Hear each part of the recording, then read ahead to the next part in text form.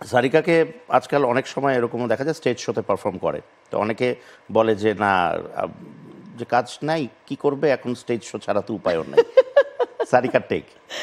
ও আচ্ছা, ওকে, তার মানে এটা শুনে তাহলে খুব ভালোই লাগলো। তাহলে তার মানে লাস্ট 7-8 ইয়ার্স ধরে আমার প্রচুর কাজ ছিল।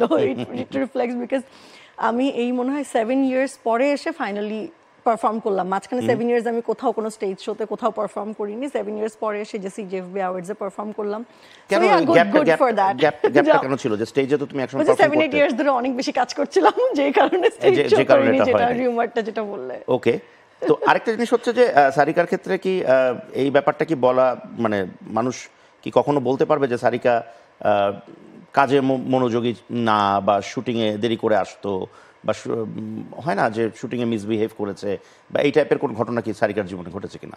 না, আমার মনে হয় এখন, মানে তুমি তো রেকর্ড দেখবা লাস্ট 10 ইয়ার্সে কেউ কোনো সময় বলতে পারবে না যে শুটিং এ দেরি করে গেছে। আমি অলওয়েজ টাইমের আগে যেই পৌঁছে বসে থাকি। আজকেও তাই ছিল। সো আজকে শুটিং ও তাই ছিল। হ্যাঁ, সো অনেক আগে দুই একটা বিচ্ছিন্ন ঘটনা তো আমার মনে হয় সবারই জীবনে ঘটে, যে সবাই যখন 30 দিনে 30 দিন কাজ করছে, একদিন তো সব দিন তো মেইনটেইন করা রোবট তো আর না, মানুষ রোবট তো না। সো কখনো না কখনো হয়তো একটু দেরি হতেই পারে, বা সেটাই হতে পারে। সো এটা যতটুকু ফোকাস করে, জুম করে এটার উপর ফোকাস না করে ভালো জিনিসগুলোর উপর আমার মনে ফোকাস করা উচিত।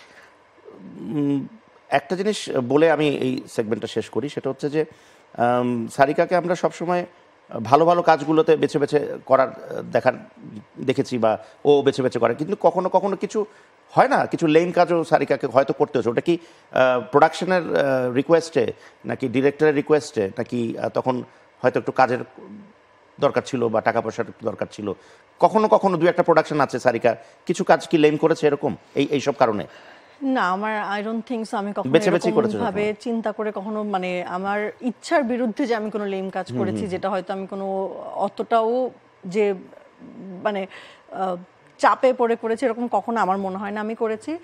কিন্তু হ্যাঁ, সব কাজের প্রোডাকশনের কোয়ালিটি তো ইকুয়াল হবে না। বিকজ একটা যখন আমরা কাজে যাই, আমরা আর্টিস্টরা বিশ্বাস করি যে এই কাজটা ওরকম মানে ভালো হবে, বা ডিরেক্টর এসে আশ্বাস দেয় দেখে ওই কাজটাতে যাই।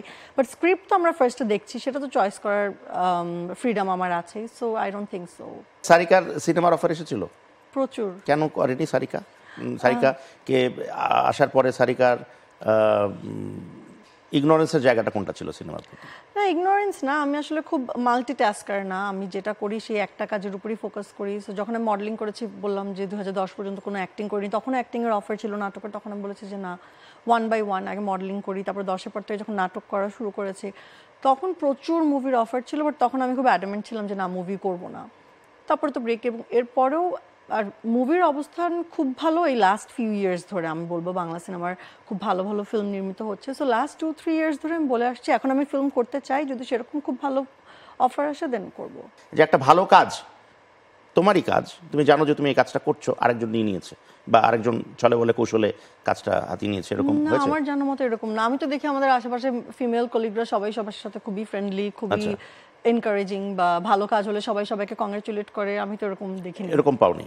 আচ্ছা, তো এরকম কি কখনো হয়েছে যে সারিকা কাজ করতে গেছে, যেটা একটু আগে এসেছিল যে স্ক্রিপ্ট একরকম দেখেছি, যখন কাজ করতে গেলাম দেখলাম যে একদম ডিফারেন্ট সিনারিও, তখন সারিকা ওটা কিভাবে ম্যানেজ করেছে, হ্যান্ডেল করেছে? এটা প্রায় সময় আমার মনে হয় আমাদের হয় যে যেটা অ্যাকচুয়ালি আমরা ভেবে যাই, যেটা বললাম, যেটা আর্টিস্টরা হয়তো একটা ভালো কাজ ভেবেই যায়, বা ডিরেক্টর সে আশ্বাস দেয়, অনেক সময় কাজে যেয়ে দেখি সেটার এক্সিকিউশনটা প্রপারলি হচ্ছে না, তখন একটু খারাপ লাগে। বাট তখন তো কমিটমেন্টের জায়গা থাকে, যে কমিটমেন্ট দিয়ে ফেলেছি, কাজটা করছি, তখন আমরা আমাদের জায়গা থেকে যতটুকু সম্ভব সহযোগিতা করার চেষ্টা করি। ডাইরেক্টরের উপরে কি কখনো কোনো প্রভাব বিস্তার করেছে সারিকা, যে এটা আমি এই ডায়লগ বলবো না, এই শট দেবো না, এরকম কিছু?